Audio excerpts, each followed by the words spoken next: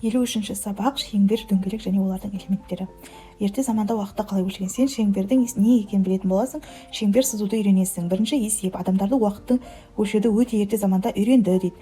Суретте ертедегі су және күн сағаттары бейнеленген, олардың қазіргі заттармен қандай ұқсастығын байқауға болады.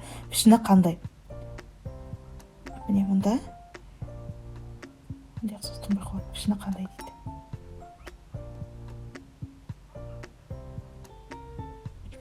Мынау құмсағат секілді. Мынаны біріншісі құмсағатқа ұқсайды, иә? Минут өлшеуге арналған. Екінші қараған дөңгелек. Так, мұнда радиус. Мынау бірінші фигура бізде. Мына фигура. Бұл дөңгелек. Екінші мынау шеңбер, бірақ мына ортасындағы о бұл радиус. Жоқ. Шеңбер. Центр деп аталады. Міне ортасындағы о нүктесі. Бұл центр. Екінші осы центрдан мына қабырғаға дейін, қабырға болғанда мына дөңгелектің несіне дейінгі аралық бұл радиус деп аталады. Ал 2А мен В бұл мына екі шетте тұратын А мен В точкасын қосып тұрған кесінді, бұл бізде диаметр. Қазір. Мына диаметр деп аталады. Енді міне астында бізге түсініктеме келтірілген. Радиус бұл шеңбердің центрін оның бойында жатқан кез келген нүктемен қосатын кесінді. Диаметр шеңбердің центрі арқылы өтетін және шеңбердің екі нүктесін қосатын кесінді деп берілген. Енді екінші есеп сызбаларға қарап сұрақтарға жауап бер. А. Қай сызбада шеңберлердің центрі ортақ? Осы шеңберлерді радиустың ұзындығы бірдей. Қай сызбада шеңберлердің центрі ортақ дейді. Так. Бізде мысалы мұнда 3. Үшінші сызбада шеңберлердің центрі ортақ. Осы шеңберлердің радиусының ұзындығы бірдей дейді. Радиус деген айттық, иә, мына ортасындағы центрдан шеңбердің кез келген қабырғасына дейін жүргізілген кесінді. Мына жерді өлшейсіздер де, тағы да қайсысында бірдей, соларды есептеп шығасыздар. Мынада центр ортақ емес. Мынада ортақ болуы мүмкін. Бұлайынан есептейсіздер, міне қараңыздар. Мен қазір несін салам. Мына центрдан мына жерге дейінгі аралықты есептейсіздер, мына центрдан мына жерге дейінгі аралықты есептеп шығасыздар. Сол кезде 3 пен 5-тікі бірдей емес пе? Сол А сұрағына жауап болады. Келесі. Қай сызбада шеңберлердің радиусы ортақ? Радиусы ортақ. Және радиустардың ұзындығы әртүрлі дейді. Қай сызбада шеңберлердің радиусы ортақ және радиустардың ұзындығы әртүрлі дейді. Радиустары ортақ шеңбер бізде так.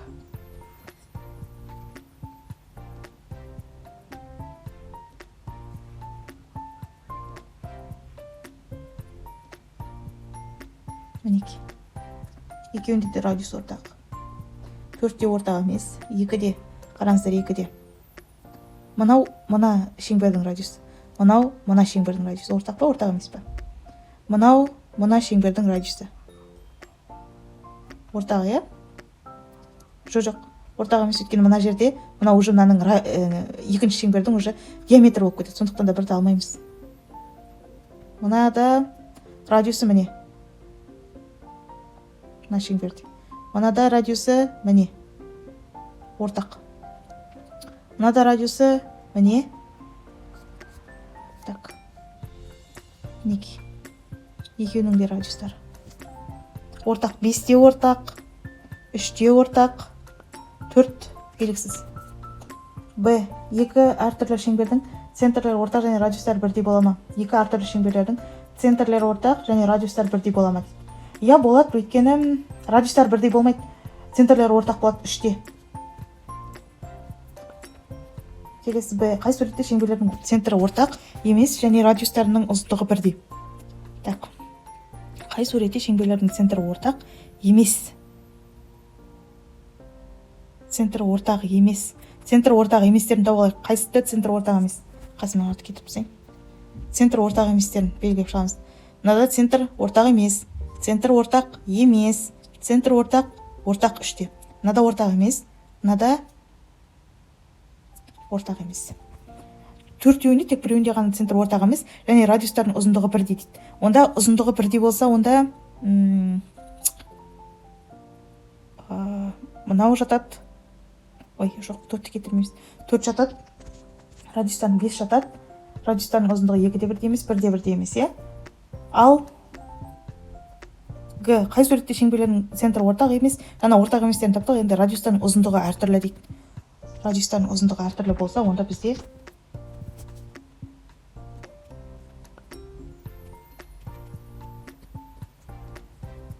мынау мен мынау жатады, 1 мен 2. Болды, үшінші есеп.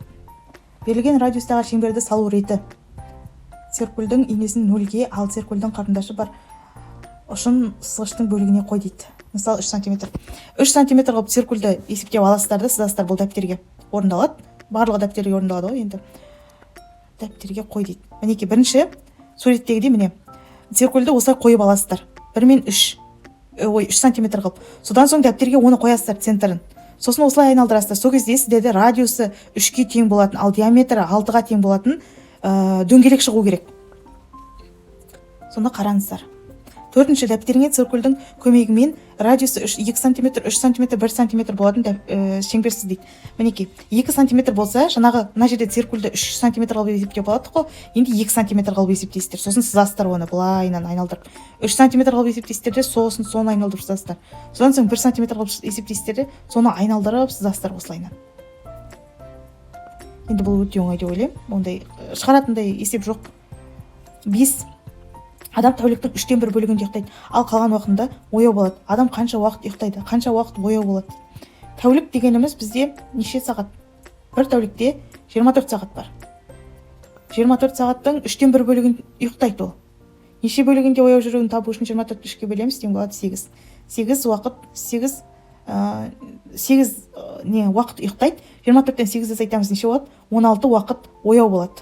16 сағат қой енді уақыт дегеніміз. Бөшкеден 8 литр су алынды. Бөшкеден 8 литр су алынды. Ол бөшкедегі барлық судың 4-тен бөлігін құрайды. Бөшкеде қанша литр су болған дейді. 8-ді 4-ке бөлсеңіздер 32 ма? 32 литр су болған бөшкеде. Так, 5-ші есеп. Мына қатар, қай қатарын шығарайын мен? Үнемі бірінші қатарын шығарамын. Мына қатарын шығарайыншы. 689-ға 390, 9-ға 9 8. 9-ға 9 8. 18 ғой, біреу ойда. 8-ге 0 0 ойдағы мен. 8-ге 0 8 ойдағы мен 9. 6-ға 3 9. 998. 1000-нан 654 азайтамыз, 10-нан 4 азайтқанда 6, 9-дан 5 азайтқанда 4, 9-дан 6 азайтқанда 346.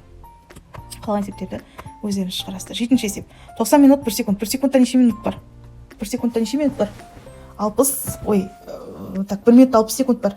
Сонда 90 минутта қанша секунд бар?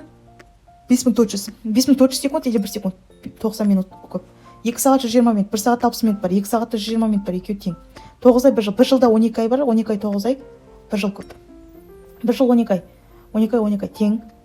2 сағат 15 минут, 2 сағат 15 минут, 1 сағат 60 минут бар, 60 минутқа 15 минут, 60, 120, 120, 15, 135, 150 мынау көп. 90 минут 1 сағат 60 минут. Мінекей. 1 сағат 60 минут бар, мына жерде 50 минут, ал 1 сағат көп. Осылай шығарасыздар, мына қатар өздеріңіз шығарасыздар. Барлық дөңгелектің өлшемі бірдей, дөңгелектің диаметрі мен радиусын тап дейді. Барлық дөңгелектің өлшемі бірдей. Дөңгелектің диаметрі мен радиусын тап. Жарайды. Мұнда қараңыздар. Мына жерде мына екі дөңгелекті былай алғанда, ол жер 4 сантиметрге тең деген. Енді біз 4-те 2-ге бөлгенде 2 шығады. Мына дөңгелектің диаметрі 2. 2-ге тең. Өйткені міне, мына жер 2-ге тең болса, қазір қысылға алайыншы.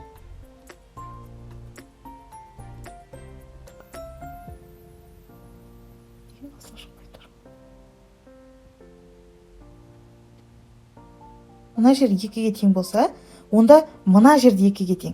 Енді радиусын табу үшін бұл міне центр, мына жаққа жүргенде диаметрі егер 2-ге тең болса, радиус соның жартысына тең болады. Яғни 1. Жауап, радиусы 1-ге, диаметрі 2-ге тең болады. Осылай.